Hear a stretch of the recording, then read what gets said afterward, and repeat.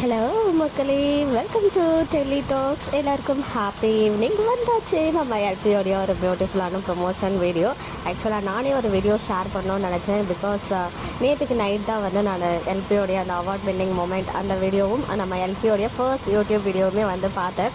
Actually நானுமே ரொம்ப sensitive தான். But Insta and YouTube start ஆன புதுசுலாம் ரொம்ப அழுவேன். சின்ன நெகட்டிவ் கமெண்ட்ஸ்னால் கூட வீட்டில் சொல்லிட்டு ரொம்ப அழுதுகிட்டே இருக்க ஒரு கேரக்டர். பட் போல்டாக ஃபேஸ் பண்ணாலும் அதுக்கு முன்னாடி அழுதுடுவேன். பட் இப்போ வந்து அதெல்லாம் கொஞ்சம் கொஞ்சமாக வந்து அந்த மெச்சூரிட்டி வர அதெல்லாம் குறைச்சிட்டு இருந்தேன்.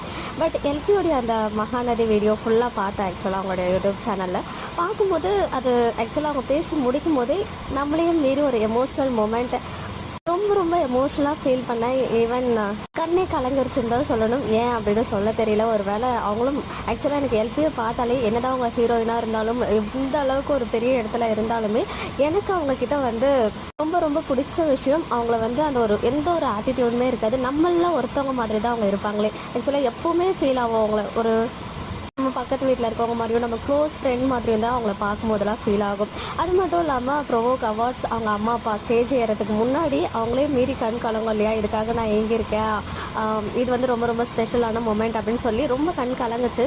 அந்த இடத்துல நானுமே என்னையே கண்ட்ரோல் பண்ணேன். பட் முடியல. அந்த இடத்துல என்னையே மீறி கண்ணில் தண்ணி வந்துடுச்சு. நிஜமாவே எனக்கு வந்து முன்னாடியும் எல்பியை பிடிக்கும், காவேரியா ரொம்ப பிடிக்கும். இப்போலாம் வந்து ரொம்ப இன்னுமே அதிகமாக பிடிக்க ஸ்டார்ட் ஆயிடுச்சு. ஸோ கண்டிப்பாக இந்த லவ் எல்லாத்துக்குமே அவங்க ரொம்ப டிசர்விங் ஒரு பர்சன். கண்டிப்பாக அவங்க வாழ்க்கையில் எல்லாமே நல்லதாகவே நடக்கும். அங்கே வந்து எவ்வளோ பேர் அவங்க அன்பை வெளிப்படுத்தினாங்க.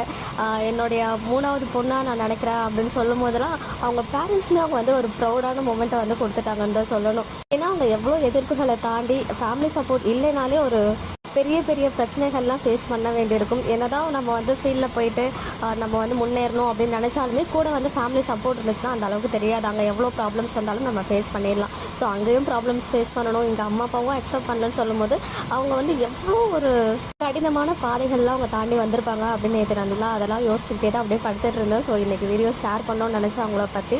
Finally posted. இன்றைக்கி சண்டே ஈவினிங். இன்றைக்கும் ஒரு ப்ரொமோஷன், ஒரு சீரமுக்காக ஒரு ப்ரொமோஷன் வீடியோ பண்ணியிருந்தாங்க. கண்டிப்பாக எல்பி வந்து நிறைய ஹார்ட் ஒர்க், டெடிகேஷன், நிறைய ஸ்ட்ரகிள்ஸ் ஃபேஸ் பண்ணி இவ்வளோ தூரம் வந்திருக்காங்க.